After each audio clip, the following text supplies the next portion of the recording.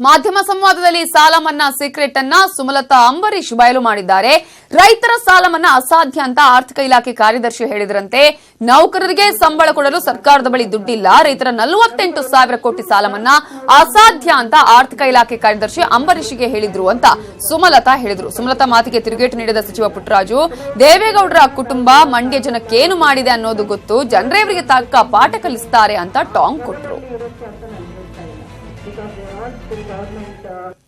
48,000 crores ಸಾಲ ಮನ್ನಾ ಮಾಡೋಕ್ಕಾಗತ್ತಾ ಅಂತ ಕೇಳಿದ್ರು ಅಂಬರೀಶ್ ಅವರು. ಫೈನಾನ್ಸ್ ಸೆಕ್ರೆಟರಿ ಈಗೂ ಇದ್ದಾರೆ ಅವರು ಪೋಸ್ಟ್ ಅಲ್ಲಿ. ಅವ್ರು ಹೇಳಿದ್ದ ಮಾತೇನು ಗೊತ್ತಾ? Ambareesh, please tell your friend not to make this assurances because the government treasury is empty. ನಮಗೆ ಸರ್ಕಾರಿ ನೌಕರರಿಗೆ ಸಂಬಳ ಕೊಡೋಕೆ ನಮ್ಮ ಹತ್ರ ದುಡ್ಡು ಸಾಲ್ತಾ ಇಲ್ಲ. ರೈತರ ಸಾಲ ಮನ್ನಾ ನಾವು ಎಲ್ಲಿಂದ ಮಾಡ್ತೀವಿ? ಇದು ಬರೆಯೋದು ಸುಳ್ಳು ಭರವಸೆ ಆಗುತ್ತೆ. ನಿಮ್ಮ ಸ್ನೇಹಿತ ಅವರು ಹೇಳಿ ಇಂಥ ವಿಚಾರಕ್ಕೆ ಅವರು ಮಾಡಬಾರದು, ನಮ್ಮಿಂದ ಅದು ಆಗಲ್ಲ ಅನ್ನೋ ಒಂದು ಮಾತನ್ನ ಹೇಳಿ ಅನ್ನೊಂದು ಮಾತು I was witness to this.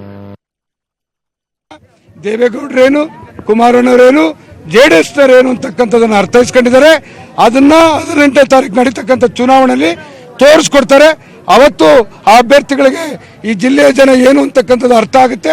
ಅದ್ರ ಬಗ್ಗೆ ಇನ್ನು ಹೆಚ್ಚಿಗೆ ಮಾತಾಡ್ತಕ್ಕಂಥ ಅಗತ್ಯ ಇಲ್ಲ ಅಂತಕ್ಕಂಥ ಮಾತನ್ನ ಹೇಳಿಕ್ ಬಯಸ್ತೇನೆ. ನೇರವಾಗಿ ಕಣಕ್ಕಿಳಿದಿದ್ದೀವಿ. ಈ ಜಿಲ್ಲೆಯ ಜನ ಏನು ಅಂತಕ್ಕಂಥದ್ದನ್ನ ತೀರ್ಮಾನ ಮಾಡ್ತಾರೆ. ಜನದ ಬಗ್ಗೆ ಬಂದು ಮಾತುಕೊಳ್ಳಿ. ಬೆಂಗಳೂರಲ್ಲಿ ಹೋಗಿ ಕೂತ್ಕೊಂಡು ಮಂಡ್ಯ ಲೋಕಸಭಾ ಚುನಾವಣೆ ಪ್ರೆಸ್ ಮಾಡೋದೇನಿದೆ? ಇದು ಗಿಮಿಕ್ಸ್ ಅಲ್ಲದೆ ಇನ್ನೇನಾಗುತ್ತೆ? ಅವ್ರು ಬರಲಿ ನೇರವಾಗಿ ಜನಕ್ಕೆ. ಜನ ತೀರ್ಮಾನ ಮಾಡ್ತಾರೆ 18ನೇ ತಾರೀಕು. ಜನದ ಹತ್ರ ಬಂದು ಓಟ್ ಕೇಳಲಿ. ಅದು ಬಿಟ್ಟು ಬೆಂಗಳೂರಲ್ಲಿ ಕೂತ್ಕೊಂಡು ಏರ್ ಕಂಡೀಷನ್ ಅಲ್ಲಿ ಎಸಿನಲ್ಲಿ ಪ್ರೆಸ್ ಕಾನ್ಫರೆನ್ಸ್ ಮಾಡಿದ್ರೆ ಜನ ಓಟ್ ಹಾಕಲ್ಲ. ಜನ ಸಮಸ್ಯೆ ತಿಳಿಯಲ್ಲ.